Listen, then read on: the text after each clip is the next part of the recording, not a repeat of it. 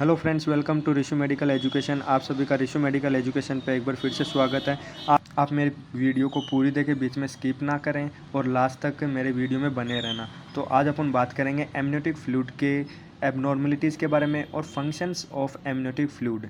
तो आप बीच में स्किप ना करें, मेरी वीडियो को पूरी लगातार आप देखते रहें। और कोई भी अगर आपको कोई डाउट होता है तो आप मुझे कमेंट बॉक्स में ज़रूर बताएँ। मैं आपको कोशिश करूँगा कि नेक्स्ट वीडियो में उसके बारे में उसको एक्सप्लेन करूँ।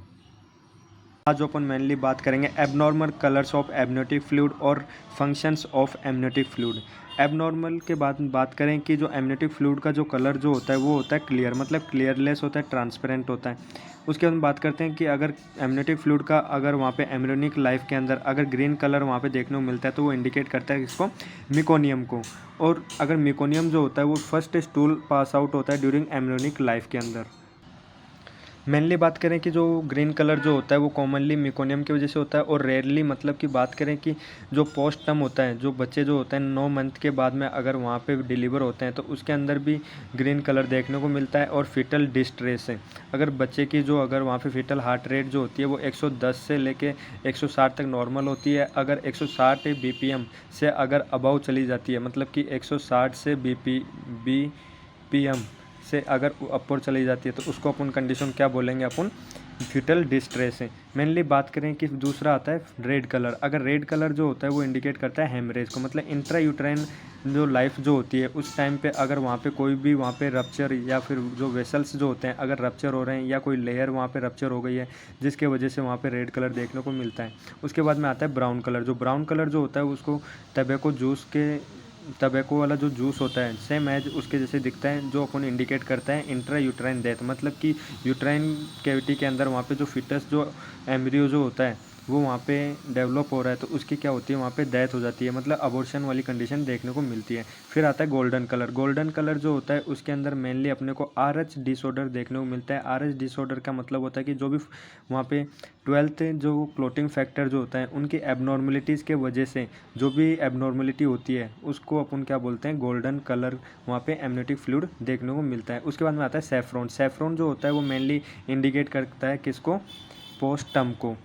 पोस्टम क्या होता है कि अगर 9 महीने के बाद में अगर प्रेगनेंसी के जो 9th मंथ की प्रेगनेंसी होती है अगर वो 9 महीने से अगर ज़्यादा चली जाती है तो उसके अंदर एमनियोटिक फ्लूइड का जो कलर जो होता है वो कैसा होता है, सैफ्रॉन कलर का होता है। मेनली बात करें functions of amniotic fluid, mainly वहाँ पे जो फंक्शंस होते हैं वो 6 फंक्शन होते हैं एमनियोटिक फ्लूइड का। सबसे पहले बोले एमनियोटिक फ्लूइड होता है क्या है, पानी होता है। तो पानी का वजह से क्या होता है, एक तो प्रोटेक्शन का काम करती है, एक मूवमेंट का काम करवाएगी, एक न्यूट्रिशन का काम करवाएगी, एक टेम्परेचर का काम करवाएगी।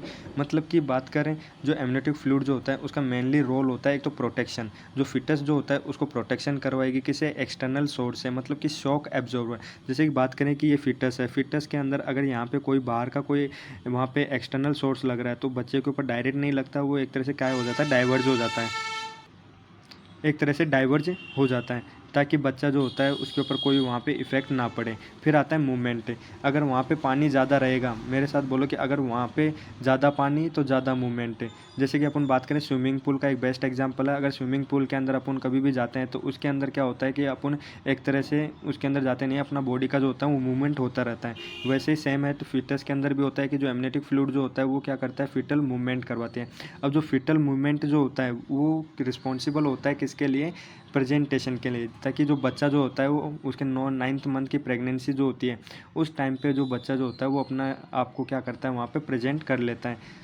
फिर आता है न्यूट्रिशन। मेनली बात करें न्यूट्रिशनल जो होता है वो बहुत ही मिनिमम कंडीशन के अंदर देखने को मिलता है 1 से 2%। क्योंकि न्यूट्रिशन क्यों नहीं देखने को मिलता है एमनियोटिक फ्लूइड के अंदर, एमनियोटिक फ्लूइड के अंदर बात किए थे अपन वो मेनली 98 से 99% जो होता है उसके अंदर वाटर प्रेजेंट होता है। और सॉलिड जो कंटेंट जो होते हैं वो 1 से 2% होते हैं। तो हैज़ कम्पेयर टू वाटर से कंपेयर करें और सॉलिड को तो वो बहुत ही मिनिमम अमाउंट के अंदर वहाँ पे अवेलेबल होती है। इसलिए न्यूट्रिशन भी वहाँ पे कितने होंगे, मिनिमम के अमाउंट के अंदर प्रेजेंट होंगे, या फिर बोल सकते हैं नील कि मतलब अब्सेंट होंगे।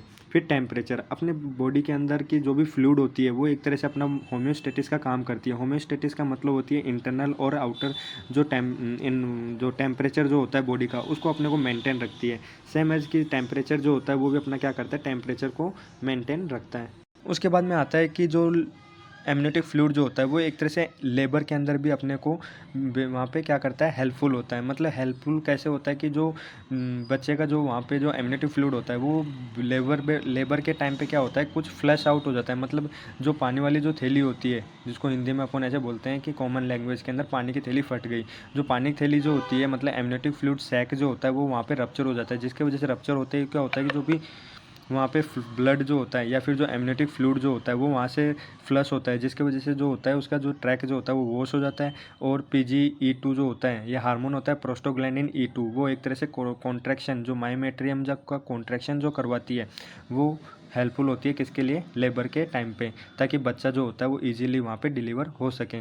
फिर हेल्प इन डायग्नोसिस, मतलब अपने को कोई प्रोसीजर करना है एमनियोसेंटेसिस। एमनियोसेंटेसिस एक प्रोसेस होता है जिसके अंदर से क्या होता है, जो पॉलीहाइड्रोमिनास वाली जो कंडीशन होती है उसके अंदर से अपने को एमनियोटिक फ्लूइड जो होती है वो एक्सट्रैक्ट करनी होती है, ताकि बच्चा जो होता है वहाँ पे हेल्दी रहे।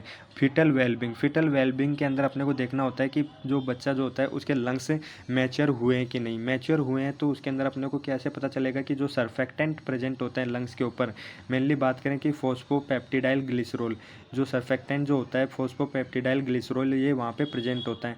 मेनली जो सर्फेक्टेंट जो होता है ये मेनली अपने को 20 वीक पे वहाँ पे प्रोडक्शन स्टार्ट हो जाता है। 28 वीक पे क्या होता है, एमनियोटिक फ्लूइड के अंदर अपने को देखने को मिल जाता है। और 35 वीक ऑफ प्रेगनेंसी जो होता है उसके अंदर मैच्योर लेवल देखने को मिल सकता है।